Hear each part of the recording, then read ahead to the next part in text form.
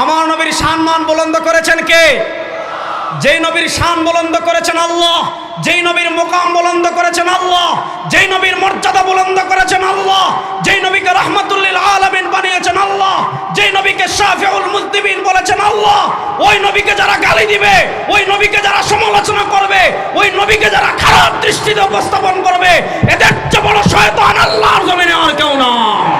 নবী করিম সাল্লাল্লাহু আলাইহি ওয়াসাল্লাম আমাদেরকে বলে গিয়েছেন, তোরা চিন্তা করিস না, তোরা পেরেশানি হইস না, কিয়ামতের দিন হাউজে কাউসারে আমি তোদের জন্য ফুল নিয়ে অপেক্ষা করতে থাকবো।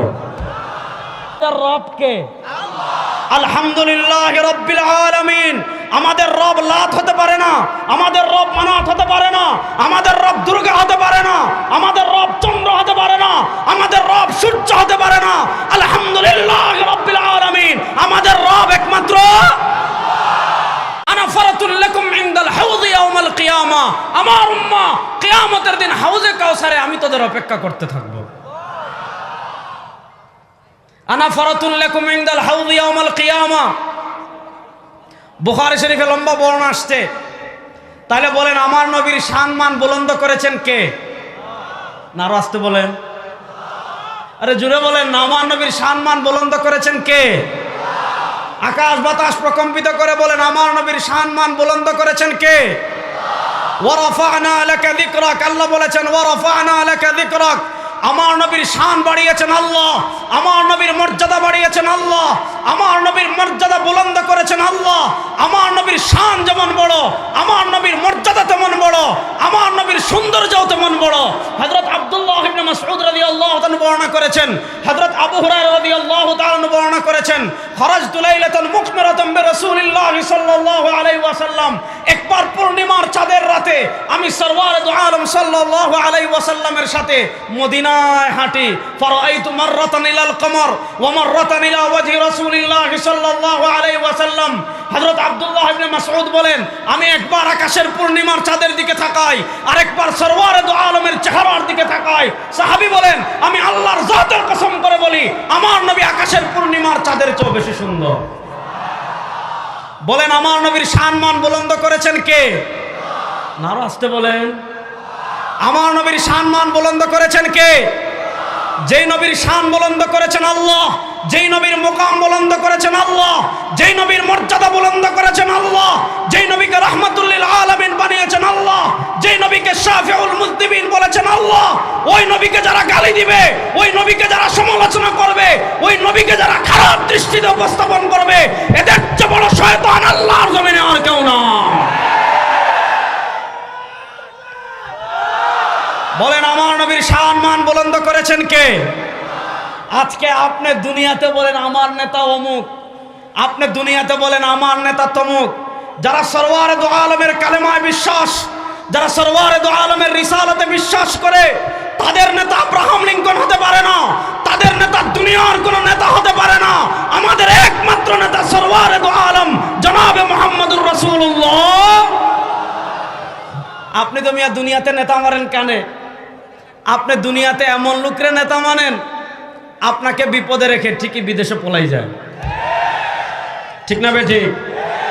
আর আমাদের নবী করিম সাল্লাল্লাহু আলাইহি ওয়াসাল্লাম আমাদেরকে কত ভালোবাসতেন, সুবহানাল্লাহ পড়েন না আরো আসতে পড়েন। নবী করিম সাল্লাল্লাহু আলাইহি ওয়াসাল্লাম দুনিয়া থেকে বিদায় নেওয়ার আগে আমাদেরকে বলে গিয়েছেন, সরওয়ারে দু আলম সাল্লাল্লাহু আলাইহি ওয়াসাল্লাম দুনিয়া থেকে বিদায় নেওয়ার আগে আমাদেরকে বলে গিয়েছেন, আমার উম্মতেরা শোনো আমি দুনিয়া থেকে বিদায় নিচ্ছি, আমার উম্মতেরা শোনো আমি দুনিয়া থেকে চলে যাচ্ছি, আমার ইসলাম তোদের কাছে রেখে যাচ্ছি, আমার দান শহীদ করা আদর্শ তোদের কাছে রেখে যাচ্ছি। সরওয়ারে দু আলম সাল্লাল্লাহু আলাইহি ওয়াসাল্লাম বলেন, আমার আমানত ঈমান নিয়ে আমার যে উম্মাহ কবরে আসতে পারবে আমি নবী সুপারিশ করে তাকে জান্নাতে নিয়ে যাব। আল্লাহ নবীর সুপারিশে জান্নাতে যেতে চান কারা কারা? দেখে একটা হাত তোলেন তো। আল্লাহ নবীর সুপারিশে আমরা জান্নাতে যেতে চাই কি চাই না? আর আসতে বলেন, আল্লাহ নবীর সুপারিশে আমরা জান্নাতে যেতে চাই কি চাই না? তাহলে এবার বলেন আল্লাহ নবীর সুপারিশে যদি আমরা জান্নাতে যেতে চাই, আল্লাহর নবী শুধু সুপারিশ করে হাত নামান। আল্লাহর নবী আমাদের ভাই দ্রুত বসেন, আপনারা খুব দ্রুত বসেন, হ্যাঁ সময় নেবেন না, দ্রুত চটপট চটপট কথা বলবেন না, চুপচাপ বসে যান। হাদিস শুনেন, নবী করিম সাল্লাল্লাহু আলাইহি ওয়াসাল্লাম দুনিয়া থেকে বিদায় নেওয়ার আগে, নবী করিম সাল্লাল্লাহু আলাইহি ওয়াসাল্লাম দুনিয়া থেকে বিদায় নেওয়ার আগে বলে গিয়েছেন, তোরা চিন্তা করিস না, তোরা পেরেশান হইস না, আনা ফরাতুল লাকুম ইনদাল হাউদ ইয়াউমাল কিয়ামা। আজকে এখানে আল্লামা মামুনুল হক আসবেন, আজকে এখানে শেখ আহমদুল্লাহ আসবেন, আব্দুল হাই সাইফুল্লাহ সাহেব ফুল নিয়ে অপেক্ষা করতে আছে, তারা আসলে তাকে ফুল দিবে। নবী করিম সাল্লাল্লাহু আলাইহি ওয়াসাল্লাম আমাদেরকে বলে গিয়েছেন, তোরা চিন্তা করিস না, তোরা পেরেশানি হইস না, কিয়ামতের দিন হাউজে কাউসারে আমি তোদের জন্য ফুল নিয়ে অপেক্ষা করতে থাকব। এক গ্রাম্য সহজ সরল সাহাবী ছিলেন। হাউজে কাউসার কি জানেন? ইমাম বুখারী রহমতুল্লাহ আলাইহি সহিহ বুখারীতে বলেছেন, সহিহ বুখারীতে হাদিস এনেছেন, নবী করিম সাল্লাল্লাহু আলাইহি ওয়াসাল্লাম বলেন, ওয়া আদাদু কুবিহি মিসলু আদাদিন নুজুম। সারা দুনিয়ার সব মানুষ মিলে আসমানের তারকা গুণে শেষ করতে পারবেন না। সরওয়ারে দু আলম সাল্লাল্লাহু আলাইহি ওয়াসাল্লাম বলেন, আল্লাহ রাব্বুল ইজ্জত ওয়াল জালাল আসমানে যেই পরিমাণ তারকা আছে, ওই আসমানের তারকা পরিমাণ পানপাত্র আল্লাহ রাব্বুল ইজ্জত ওয়াল জালাল হাউজে কাউসারের পারে সাজিয়ে রেখেছেন। একটা না, দুইটা না, তিনটা না, চারটা না, পাঁচটা না, আসমানের তারকা যেই পরিমাণ, আল্লাহ তাআলা হাউজে কাউসারের পারে সেই পরিমাণ গ্লাস, সেই পরিমাণ পানপাত্র সাজিয়ে রেখেছেন। কিয়ামতের দিন সরওয়ারে দু আলম সাল্লাল্লাহু আলাইহি ওয়াসাল্লাম নিজ হাতে তার উম্মাকে হাউজে কাউসারের পানি পান করাবেন। আল্লাহ নবী সাল্লাল্লাহু আলাইহি ওয়াসাল্লাম সাহাবায়ে কেরাম রিদওয়ানুল্লাহি আলাইহিম আজমাইনকে যখন এই হাদিস বর্ণনা করেছেন, এক গ্রাম্য সহজ সরল সাহাবী ছিলেন। তিনি বলেন, ইয়া রাসূলুল্লাহ, কিয়ামতের দিন তো খালি আপনার উম্মাহ উঠবে, ব্যাপারটা এমন না। কিয়ামতের দিন নবী মুসা তার উম্মাহ নিয়ে উঠবেন। ইমাম বাজ্জার রাহিমাহুল্লাহ মুসনাদে বাজ্জারে হাদিস এনেছেন, সরওয়ারে দু আলম সাল্লাল্লাহু আলাইহি ওয়াসাল্লাম বলেন, জান নবী ওয়া মাআহু ইসনান।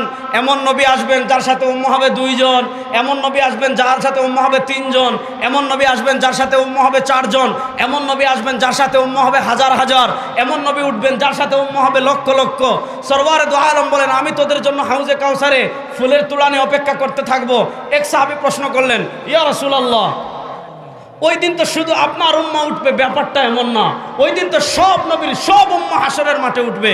আপনি না হয় আবু বকরকে চিনবেন, তাকে আপনি দুনিয়াতে দেখেছেন। আপনি না হয় ওমর রাদিয়াল্লাহু তাআলা আনহুকে চিনবেন, তাকে আপনি দুনিয়াতে দেখেছেন। আপনি না হয় উসমান রাদিয়াল্লাহু তাআলা আনহুকে চিনবেন, তাকে আপনি দুনিয়াতে দেখেছেন। আপনি না হয় আলী রাদিয়াল্লাহু তাআলা আনহুকে চিনবেন, তাকে আপনি দুনিয়াতে দেখেছেন। আপনি না হয় সাহাবায়ে কেরামকে চিনবেন, তাদেরকে আপনি দুনিয়াতে দেখেছেন। সাহাবায়ে কেরাম না হয় আপনাকে চিনবে, তারা আপনাকে দুনিয়াতে দেখেছে। কিন্তু ইয়া রাসূলুল্লাহ, আপনার যে উম্মাহ 1400 বছর পর বগুড়ায় আসবে, আপনার যে উম্মাহ 1400 বছর পর নওগাঁয় আসবে, আপনার যে উম্মাহ 1400 বছর পর বাংলাদেশে আসবে, আপনার যে উম্মাহ 1400 বছর পর কাশ্মীরে আসবে, আপনার যে উম্মাহ 1400 বছর পর ফিলিস্তিনে আসবে, আপনার যে উম্মাহ 1400 বছর পর লেবাননে আসবে, ইয়া রাসূলুল্লাহ, সেও তো আপনাকে মহব্বত করে। ইয়া রাসূলুল্লাহ, সেও আপনার দ্বীন বিজয়ের মেহনত করেছে, সেও আপনার ইসলাম বিজয়ের মেহনতের জন্য নিজের রক্ত বিলিয়ে দেওয়ার জন্য প্রস্তুত ছিল। ইয়া রাসূলুল্লাহ, সে দুনিয়াতে আপনাকে দেখে নাই, আপনিও দুনিয়াতে তাকে দেখবেন না। হাসরের মাঠের ওই কোনায় যদি আপনার ওই বগুড়ার উম্মাহ পড়ে থাকে, ইয়া রাসূলুল্লাহ, এই সারা দুনিয়ার সব মানুষের ভিতর, আদম থেকে নিয়ে কিয়ামত পর্যন্ত সব মানুষের ভিতর আপনার বগুড়ার ওই উম্মাহকে আপনি কেমনে চিনবেন? সুবহানাল্লাহ পড়েন। বাইরে ভাই একটু কিপটামি না করে জুড়ে পড়েন সুবহানাল্লাহ। আল্লাহ নবী সাল্লাল্লাহু আলাইহি ওয়াসাল্লাম জবাব দিচ্ছেন, আর রাআইতা লাউ আন্না রাজুলান। আল্লাহ নবী সাল্লাল্লাহু আলাইহি ওয়াসাল্লাম জবাব দিচ্ছেন, আর রাআইতা লাউ আন্না রাজুলান লাহু ফারাসুন গুররুম মুহাজ্জালুন বাইনা দুহমিন ওয়া বুহমিন। আর রাআইতা লাউ আন্না রাজুলান লাহু ফারাসুন গুররুম মুহাজ্জালুন বাইনা দুহমিন ওয়া বুহমিন। সরওয়ারে দু আলম বলেন, জানো আমি আমার উম্মাহকে হাসরের মাঠে কেমনে চিনবো? আচ্ছা তোমরা মনে করো, নবী করিম সাল্লাল্লাহু আলাইহি ওয়াসাল্লাম সাহাবা একরামকে উপমা দিচ্ছেন। আচ্ছা তোমরা বলো, বগুড়ার এক ব্যক্তির 1 লাখ লাল ঘোড়া আছে। ঘোড়া চিনেন? বলেন না, ঘোড়া চিনেন? নবী করিম সাল্লাল্লাহু আলাইহি ওয়াসাল্লাম বলেন, মনে করেন এক ব্যক্তির বগুড়ার 1 লাখ লাল ঘোড়া আছে, আবার বগুড়ার আরেক ব্যক্তির 1 লাখ কালো ঘোড়া আছে। 1 লাখ লাল ঘোড়া একটা জমিনে বেঁধে রেখেছে, 1 লাখ কালো ঘোড়া একটা হাওড়ে বেঁধে রেখেছে, 1 লাখ লাল ঘোড়া একটা হাওড়ে বেঁধে রেখেছে। এই 1 লাখ লাল ঘোড়ার ভিতর একটা ঘোড়া হলো চানকোপালি, 1 লাখ কালো ঘোড়ার ভিতর একটা ঘোড়া হলো চানকোপালি। এই 1 লাখ লাল ঘোড়ার ভিতর একটা ঘোড়া যদি চানকোপালি হয়, যেটার কপাল সাদা, 1 লাখ ঘোড়ার ভিতর একটা ঘোড়া যদি চানকোপালি হয়, যেটার পা সাদা, আপনারা বলেন এই 1 লাখ চান ঘোড়ার ভিতর একটা চানকোপালি ঘোড়া খুঁজে বের করতে মালিকের কোনো কষ্ট হবে? জোরে বলেন, মালিকের কোনো কষ্ট হবে? আল্লাহ নবী সাল্লাল্লাহু আলাইহি ওয়াসাল্লাম বলেন, সব নবীর উম্মতেরা কিয়ামতের মাঠে উঠবে, কিন্তু সরওয়ারে দু আলম সাল্লাল্লাহু আলাইহি ওয়াসাল্লামের উম্মাহ হাশরের মাঠে উঠবে। তাদের একটা স্পেশাল আলামত থাকবে, তাদের একটা স্পেশাল নিদর্শন থাকবে। ইমাম বুখারী রাহিমাহুল্লাহ সহিহ বুখারীতে হাদিস এনেছেন, সরওয়ারে দু আলম সাল্লাল্লাহু আলাইহি ওয়াসাল্লাম বলেন, ইন্না উম্মতি ইউরাদুনা ইয়াওমাল কিয়ামাতি গুররাম মুহাজ্জালিনা মিন আসারিল ওযু ফামান ইসতাতা আন ইউতিলা গুররাতাহু ফালইয়াফআল। এই যে বগুড়ার মুসলমান, এই যে দুপচাচিয়ার মুসলমান, এই যে বাংলাদেশের মুসলমান, সারা রাত প্রচন্ড শীতের মাঝে শেষ রাত্রে উঠে ফজরের নামাজ পড়ার জন্য ঠান্ডা পানি দিয়ে ওযু করেছে। এই যে এত সুন্দর মসজিদ, এই মসজিদে ফজরের নামাজ পড়ার জন্য এসে পানি দিয়ে ওযু করেছে, ওযু করতে হাত ধৌত করেছে, ওযু করতে পা ধৌত করেছে, ওযু করতে চেহারা ধৌত করেছে। সরওয়ারে দু আলম বলেন, এই যে ফজরের নামাজ পড়তে আমার উম্মাহ হাত ধৌত করেছে, চেহারা ধৌত করেছে, পা ধৌত করেছে, কিয়ামতের দিন তার হাত পা চেহারা নূরে তারকার মতো জ্বলজ্বল করতে থাকবে। ইন্না উম্মতি ইউরাদুনা ইয়াওমাল কিয়ামাতি গুররাম মুহাজ্জালিনা মিন আসারিল ওযু। আল্লাহ নবী দেখবেন, ওই দেখা যায় হাসরের মাঠের এক কোনায় একজনের হাত তারকার মতো জ্বলজ্বল করে, একজনের চেহারা তারকার মতো জ্বলজ্বল করে, একজনের পা তারকার মতো জ্বলজ্বল করে। আল্লাহ নবী চিনে ফেলবেন, এটা দাউদের উম্মাহ হতে পারে না, এটা সুলাইমানের উম্মাহ হতে পারে না, এটা ঈসার উম্মাহ হতে পারে না, এটা তোমার ইউসুফের উম্মাহ হতে পারে না। আল্লাহ নবী চিনে ফেলবেন, এটা আমার উম্মাহ। ফেরেশতাদেরকে দিয়ে ডাক দিয়ে নিজের হাতে হাউজে কাউসারের পানি পান করাইবেন। আল্লাহ নবী সাল্লাল্লাহু আলাইহি ওয়াসাল্লামের হাতে হাউজে কাউসারের পানি পান করতে চাই কারা কারা? আল্লাহ নবীর হাতে আল্লাহ আমাদের সবাইকে হাউজে কাউসারের পানি পান করানোর তৌফিক দান করেন। তাহলে আল্লাহ নবী সাল্লাল্লাহু আলাইহি ওয়াসাল্লামের হাতে হাউজে কাউসারের পানি পান করতে হলে আমাদের কিছু করণীয় আছে না নাই? আপনার নেতা দুনিয়াতে আপনাকে স্মরণ রাখে না, আপনার নেতা আখিরাতে আপনাকে স্মরণ রাখবে, চিন্তাও করবেন না। কিন্তু নবী করিম সাল্লাল্লাহু আলাইহি ওয়াসাল্লাম দুনিয়াতেও আমাদেরকে স্মরণ রেখেছেন। নবী করিম সাল্লাল্লাহু আলাইহি ওয়াসাল্লাম কবরেও আমাদেরকে স্মরণ রেখেছেন। নবী করিম সাল্লাল্লাহু আলাইহি ওয়াসাল্লাম হাশরেও আমাদেরকে স্মরণ রাখবেন। নবী করিম সাল্লাল্লাহু আলাইহি ওয়াসাল্লাম আমাদেরকে জান্নাতে না নিলে আমার হাবিব জান্নাতে যাবেন না। আমাদেরকে জান্নাতে নেওয়ার আগ পর্যন্ত আমার নবী জান্নাতে প্রবেশ করতে পারবেন না। এমন দয়াল নবীকে বাদ দিয়ে কোন গণতন্ত্রের নেতাকে আমরা নেতা মানি না, কোন চোর চাঁদাবাজকে আমরা নেতা মানি না। আমার নেতা বিশ্ব নবী মুস্তাফার বাইরে আমাদের কোনো নেতা না।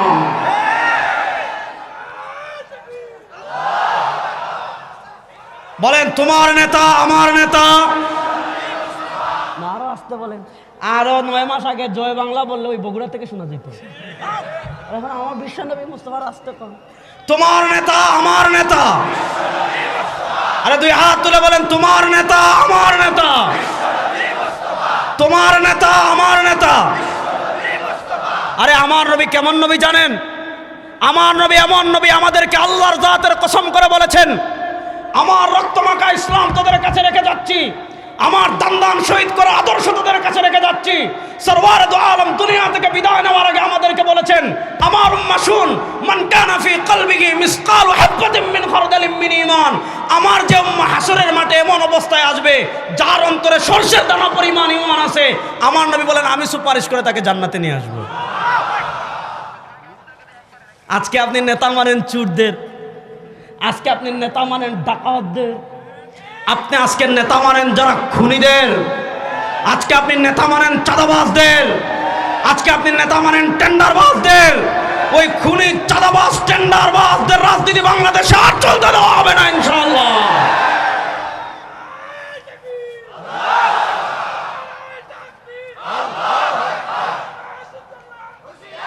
ভালো করে শুনেন, নবী করিম সাল্লাল্লাহু আলাইহি ওয়াসাল্লামের জীবনটা কত কষ্টের ছিল। আরে আমার নবীর শান কত, আমার নবীর মর্যাদা কত। সুবহানাল্লাহ বিহামদি। নবীর শান আর নবীর মর্যাদা যদি আমি বর্ণনা করা শুরু করি, কত হাদিস আছে, কত হাদিস আছে, কত হাদিস আছে।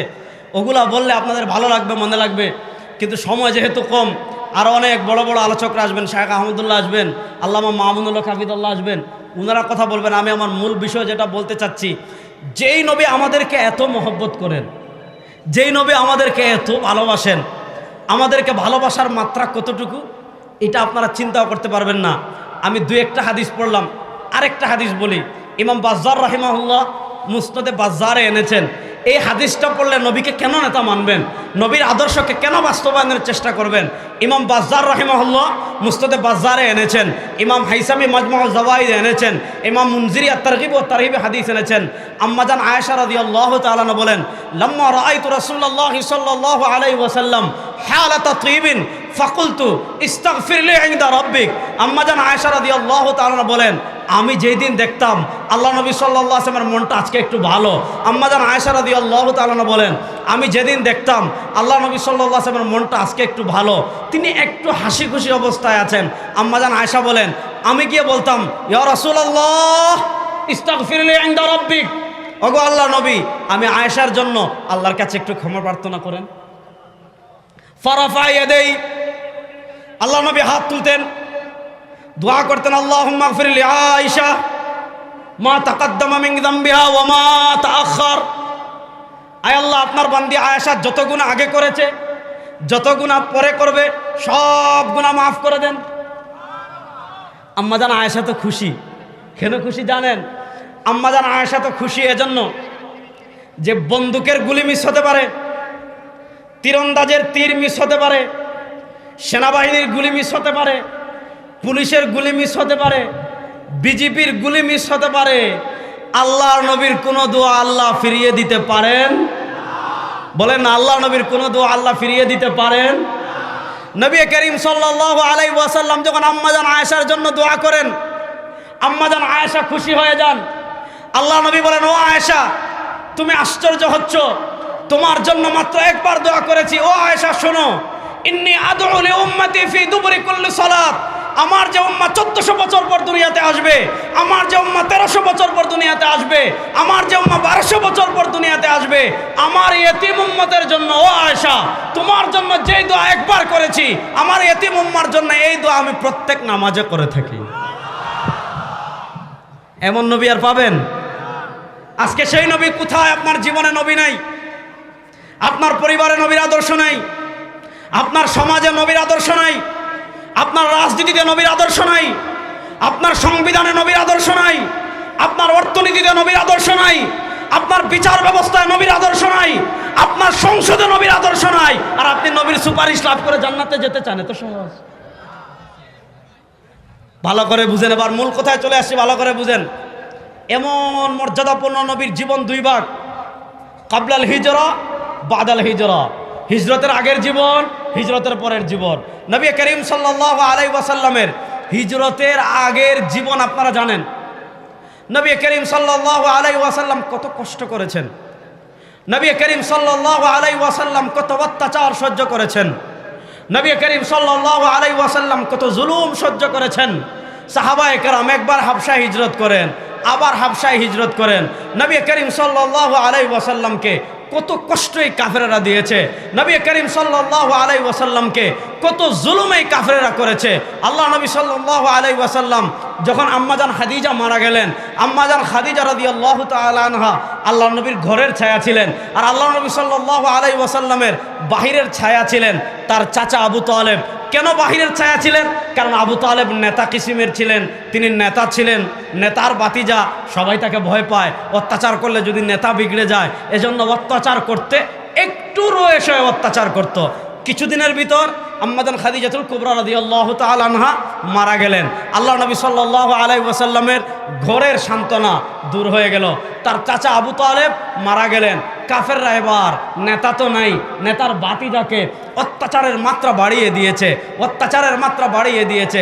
সরওয়ারে দু আলম সাল্লাল্লাহু আলাইহি ওয়াসাল্লামকে আরবের মক্কার সম্মিলিত কুফফার গোষ্ঠী দারুন নাদওয়ায় বৈঠক করে যখন সরওয়ারে দু আলম সাল্লাল্লাহু আলাইহি ওয়াসাল্লামকে হত্যা করার ষড়যন্ত্র করেছে, নবী করিম সাল্লাল্লাহু আলাইহি ওয়াসাল্লামকে আল্লাহ রাব্বুল ইজ্জত ওয়াল জালাল চূড়ান্তভাবে মদিনায় হিজরতের নির্দেশ দিলেন। নবী করিম সাল্লাল্লাহু আলাইহি ওয়াসাল্লাম যখন মদিনায় হিজরত করছেন, মনোযোগ, নবী করিম সাল্লাল্লাহু আলাইহি ওয়াসাল্লাম যখন মদিনায় হিজরত করছেন, মনোযোগ, নবী করিম সাল্লাল্লাহু আলাইহি ওয়াসাল্লাম যখন মদিনায় হিজরত করছেন, আল্লাহর কাছে দোয়া করছেন, রব্বি আদখিলনি মুদখালা সিদক ওয়া আখরিজনি মুখরাজা সিদক ওয়াজআলনি মিন লাদুনকা সুলতানান নাসীরা।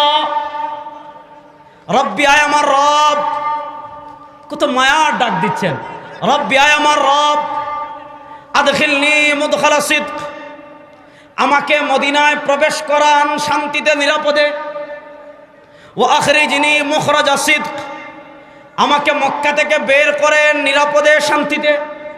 মনোযোগ, আল্লাহ আমাকে মদিনায় প্রবেশ করান নিরাপদে শান্তিতে, আল্লাহ আমাকে মক্কা থেকে বের করান নিরাপদে শান্তিতে। দুইটা দোয়া। 3 নম্বর দোয়া করেছেন, ওয়াজআলনি মিন লাদুনকা সুলতানান নাসীরা, ওয়াজআলনি মিন লাদুনকা সুলতানান নাসীরা, ওয়াজআলনি মিন লাদুনকা সুলতানান নাসীরা।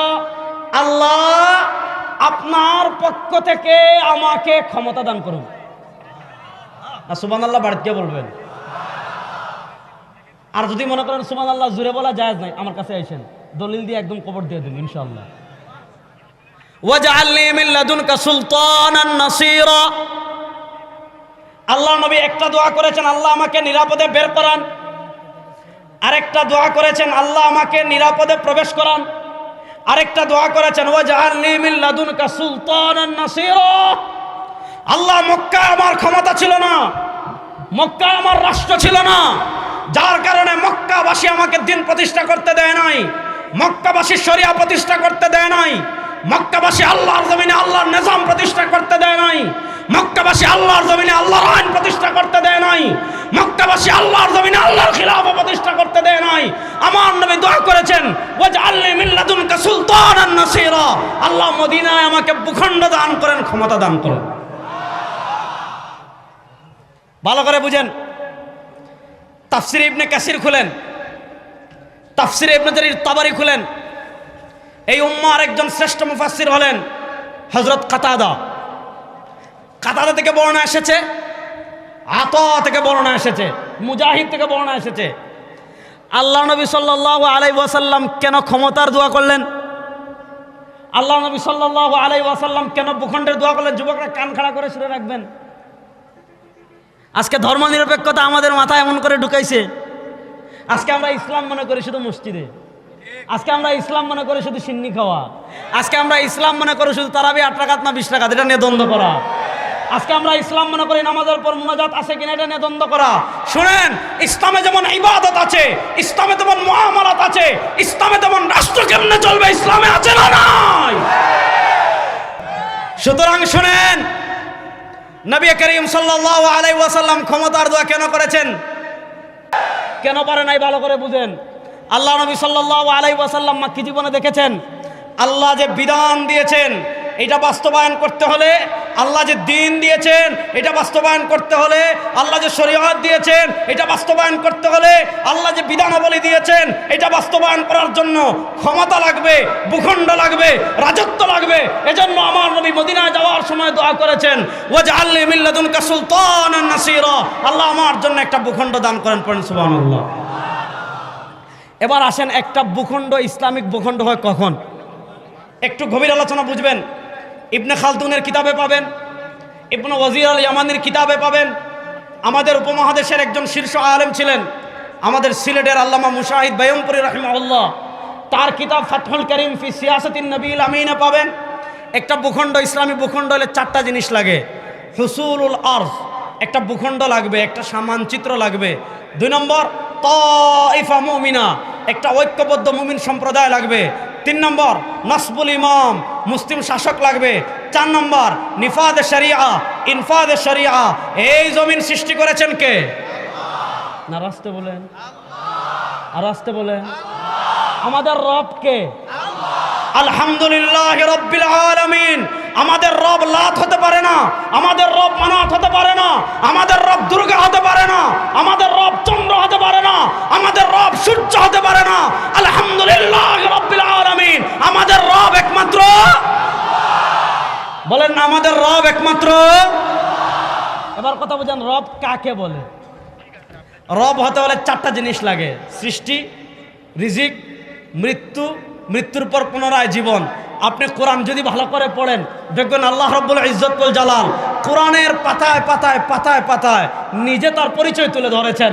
আল্লাহ তার পরিচয় তুলে ধরতে গিয়ে বলেছেন, আল্লাহুল্লাযী খালাকাকুম। তোমাদের আল্লাহর পরিচয় জানো? আল্লাহর এক নাম্বার পরিচয়, আল্লাহ সৃষ্টি করেছেন। আল্লাহ শুধু সৃষ্টি করেন নাই, সুম্মা রাযাকাকুম। আল্লাহ সৃষ্টি করে তোমাদেরকে রিজিক দিয়েছেন। আল্লাহ শুধু রিজিক দেন নাই, সুম্মা ইউমীতুকুম। আল্লাহ তোমাদেরকে মৃত্যু দিবেন। আল্লাহ শুধু মৃত্যু দিবেন না, সুম্মা ইউহয়িকুম। মৃত্যুর পর আবার পুনরায় তোমাদেরকে সৃষ্টি করেছেন আল্লাহ।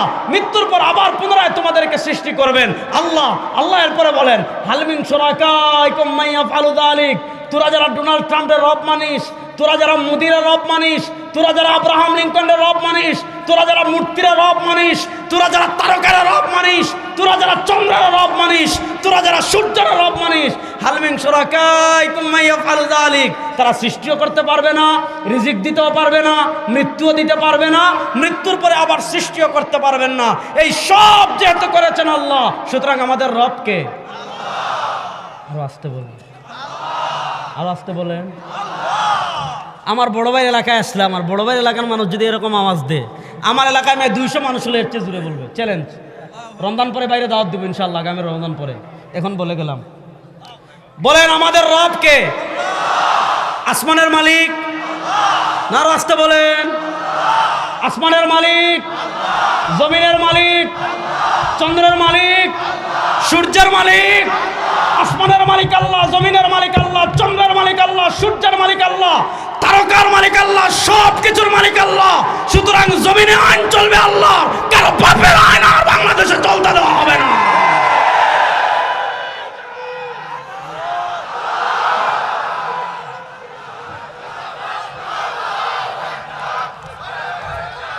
এই শুনেন শুনেন, হয় নাই হয় নাই হয় নাই, 1 মিনিট বসেন। আল কোরআনের আলো ঘরে ঘরে জ্বালো না, ঘরে ঘরে 52 বছর জ্বালছি, 52 বছর ঘরে জ্বেলেছি। এবার নতুন বাংলাদেশের সংসদে কোরআনের আলো জ্বালবো। এবার নতুন বাংলাদেশে হাইকোর্টে কোরআনের আলো জ্বালবো। এবার নতুন বাংলাদেশের সব সুপ্রিম কোর্টে কোরআনের আলো জ্বালবো। সংসদে আল্লাহর কোরআনের আলো জ্বালার জন্য প্রস্তুত আছেন না নয় যুবকরা? ইনশাআল্লাহ।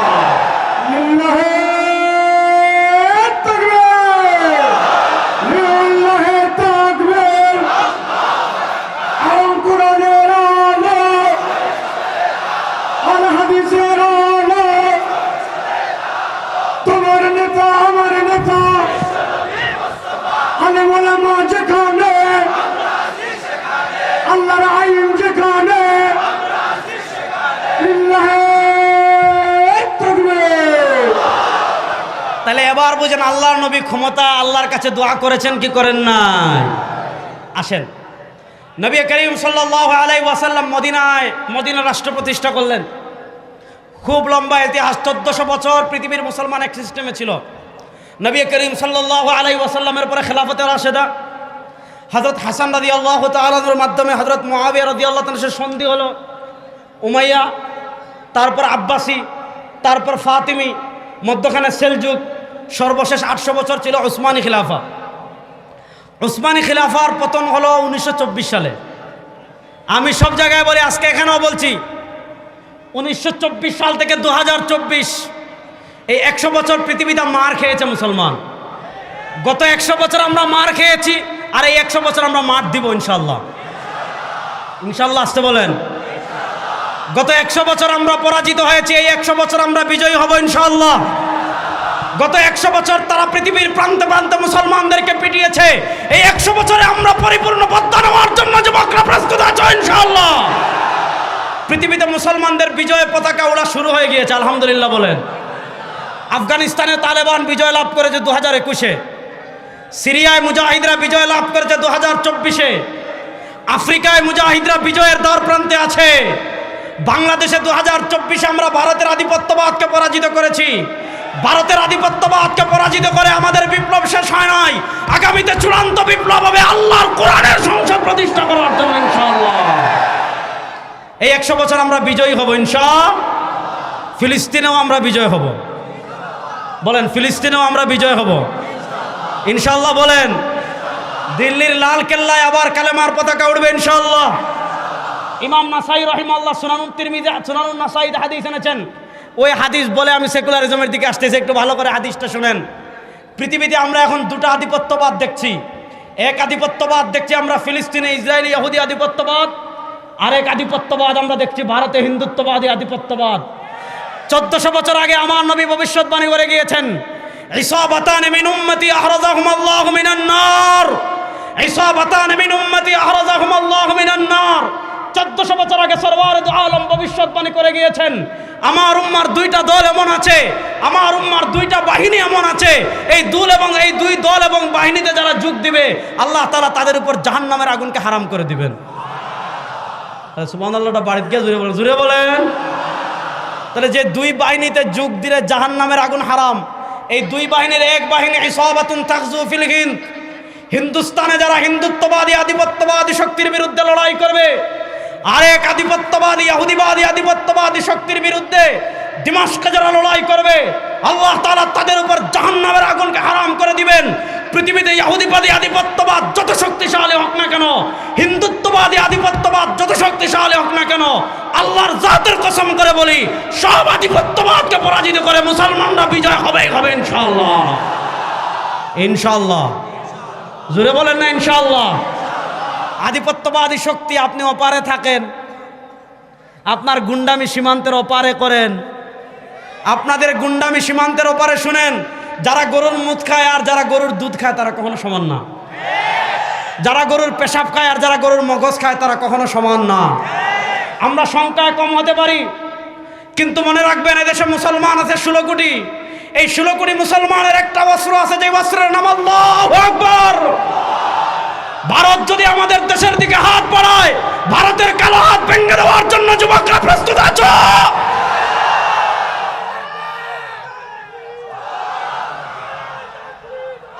শোনেন মুসলমান, ভালো করে শোনেন, মুসলমানরা পৃথিবীর কোন পরাশক্তিকে ভয় পায়?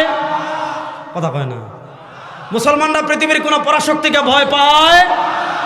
আমরা ভারতের গুন্ডামি হলো সিনেমায়, পাকিস্তান সীমান্তে মার খায় আচ্ছা সিনেমা বানায়, চীন সীমান্তে মার খায় আচ্ছা সিনেমা বানায়।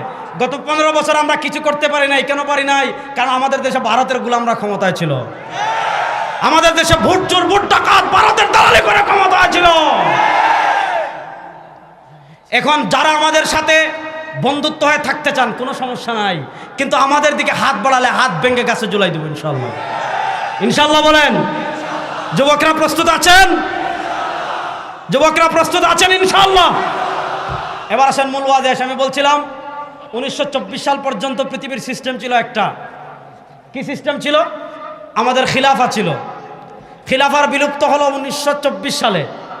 এর আগ থেকে খিলাফা এমনি দুর্বল হয়ে গিয়েছিল, কিন্তু 1924 সালে কামাল আতাতুর্ক, কামাল পাশা, আতা মানে পিতা আর তুর্ক মানে তুরস্ক, গত শতাব্দীতে মুসলমানদের ভিতর জাতীয়তাবাদ ঢুকিয়েছে, গত শতাব্দীতে মুসলমানদের ভিতর ধর্মনিরপেক্ষতাবাদ ঢুকিয়েছে, গত শতাব্দীতে মুসলমানদের ভিতর ডেমোক্রেসি ঢুকিয়েছে, গত শতাব্দীতে মুসলমানদের ভিতর সোশ্যালিজম সমাজতন্ত্রবাদ ঢুকিয়েছে।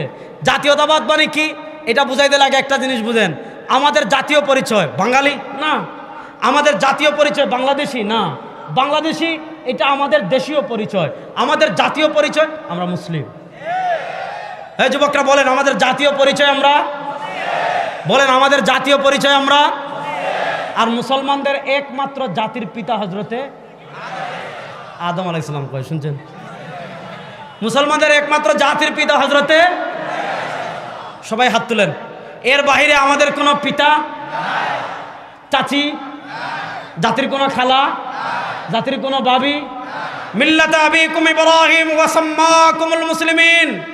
নবী করিম সাল্লাল্লাহু আলাইহি ওয়াসাল্লাম হাদিসে নিজে তার পরিচয় দিয়েছেন, আনা ইবনে আব্দুল্লাহ, আমার পরিচয় জানো আমি আব্দুল্লাহর বেটা, আমার পরিচয় জানো আনা মিন কুরাইশ, আল্লাহ আমাকে কুরাইশে পাঠিয়েছেন।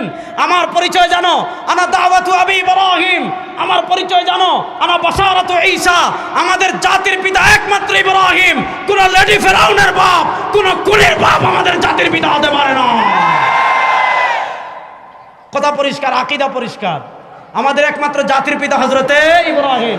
এবার এই শতাব্দীতে শুনেন, তাইলে হুজুরকে আমরা বাংলাদেশি না? অবশ্যই বাংলাদেশি, এটা আমাদের দেশীয় পরিচয়। আল্লাহ নবীর দেশীয় পরিচয় ছিল মাক্কি, হ্যাঁ, কিন্তু মক্কায় যখন ইসলামের উপর টিকে থাকা কষ্ট হয়েছে, আল্লাহ নবী দেশীয় পরিচয় ছেড়ে তিনি মদিনা হিজরত করেছেন। বোঝা গেল আমার দেশের চেয়ে ঈমান বড়, আমার দেশের চেয়ে ইসলাম বড়। বলেন আমার দেশের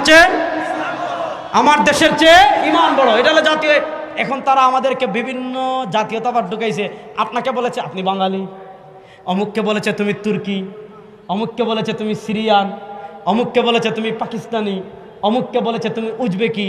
এখন দেখা যাচ্ছে এখানে বলছে তোমরা বাঙালি, এখানে একজনের আব্বা বানাও। এদেরকে বলছে তোমরা পাকিস্তানি, জিন্নারে আব্বা বানাও। এদেরকে বলছে তোমরা তুর্কি, কামাল পাশারে আব্বা বানাও। এখানে বলেছে তোমরা সিরিয়ান, এই যে তোমার বাসার কি জানি আসাদ, তার বাপরে আব্বা বানাও। ওদেরকে বলেছে তোমরা উজবেকি, করিমেবের বাপরে আব্বা বানাও। এইভাবে প্রত্যেক জায়গায় শতাব্দীতে মুসলমানদের ভিতর তারা জাতীয়তাবাদ ঢুকিয়ে দিয়েছে। মানে আমাদেরকে নানা শক্তিতে বিভক্ত করে, অথচ আমাদের পরিচয় একটা, আমরা মুসলিম। এর বাহিরে আমাদের আর কোনো পরিচয় নাই, জাতীয় পরিচয় নাই। এবার আসছেন এইভাবে আমাদেরকে জাতীয়তাবাদে বিভক্ত করেছে। আজকে শুনেন, ফিলিস্তিনে এত আমাদের রক্ত ঝরে, আজকে কেন গাজা রক্তাক্ত? এর কারণ আজকে চতুর্পাশে এই আরবের দালালগুলা বসে আছে। এই আরবের শাসকরা হলো ইহুদিদের পাঁচাটা গোলাম। আজকে তারা বুক বিলাসিতায় বেসে যাচ্ছে, আর গাজা রক্তবন্যায় বেসে যাচ্ছে, ফিলিস্তিন রক্তবন্যায় বেসে যাচ্ছে। ইনশাআল্লাহ সময় আর বেশি দূরে নয়, পৃথিবীর সব দালালরা পরাজিত হবে। সুলতান সালাউদ্দিন আইয়ুবীর উত্তরসূরিরা আবার ফিলিস্তিন বিজয় করবে ইনশাআল্লাহ।